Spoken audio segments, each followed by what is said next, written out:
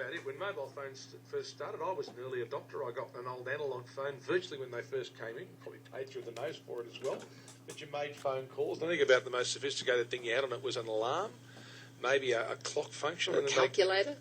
Calculator, maybe. But then they developed, and now we have phones that can do just about anything, and particularly these iPhone applications which have GPS in them. You can look up all sorts of information.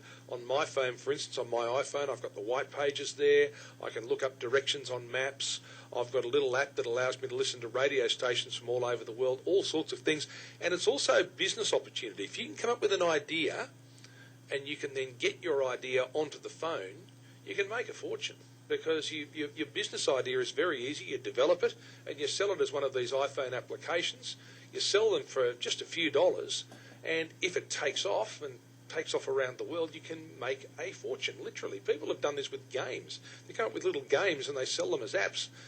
There's one that everyone, I think, does. You land planes on your phone using, just incredible thing. I've got to get out more. But the idea of getting a business and turning it into an app is exactly what two Sydney people have done. Two Sydney men have done this. They've come up with an idea for CarParking.info. This is to help you find the cheapest car park in town. We're not talking about just parking on a side street. We're talking about if you've got to go into Parramatta or into the city and you need to go into a parking station, you're thinking, they're all so expensive. Which is the cheapest one for me? This app's going to help you. If you've got one of these phones, you can buy it for less than $4. You put it on your phone, and the theory is as you drive towards one of the CBD areas, you punch in what you want, it'll tell you where the nearest car park is.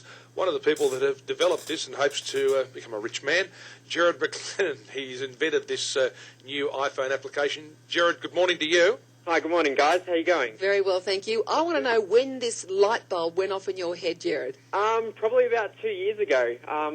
My best mate, Dave, and I were in the city, standing on the street outside a women's clothing store waiting for our girlfriends. And, basically we were saying how annoying it is that, you park in a car park and you pay $20 flat rate and then you start walking to your destination and then you see another car park for $9 and just didn't make sense.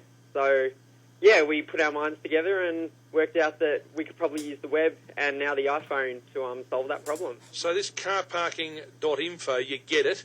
As you're approaching the Sydney CBD, for instance, you might put in where you're going to go, how long you're going to stay. Is that how it works? You don't even need to do that. We've utilised the GPS in the device.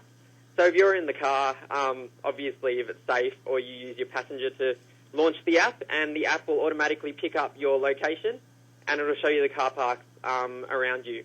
Then obviously there's an advanced search feature, so if you did want to plan in advance, you can enter the destination and your specific time. And how often do you update it? Is it always the latest car parks? Yeah, it's live data. We monitor all of the data. Right. Obviously it changes all the time, so it's important that it's up to date, otherwise the results wouldn't be relevant. But we collect it. Some car parks feed it to us. We work with the councils. A lot of our user base submits to it, to our database, which is great. And, basically the app will use the mobile phone signal in the iPhone and pull the live data from our database, so you always get the right results. And so it'll tell you you've got this one which will give you all day for $9, but round the corner there's this other one that might be all day for $12, and you might think, well, that's closer to where I want to go, I'll go there. Correct, I mean, for example, this morning if you're going to QVB building on George Street, QVB is $22 flat rate, and around the corner there's St Andrews, which is the cheapest, at $16, but it's 300 metres walk, and it's belting rain at the moment, so I know I'd probably pay an extra, $6 and probably just to keep dry. And is it available all across Sydney, Gerard? Do you do car spots everywhere? We've got Sydney City fully covered, North Sydney, Parramatta, Chatswood, all of the eastern suburbs. We're working with a lot of the councils at the moment, and also our users keep submitting car parks to us, which is great. So we're going to get full coverage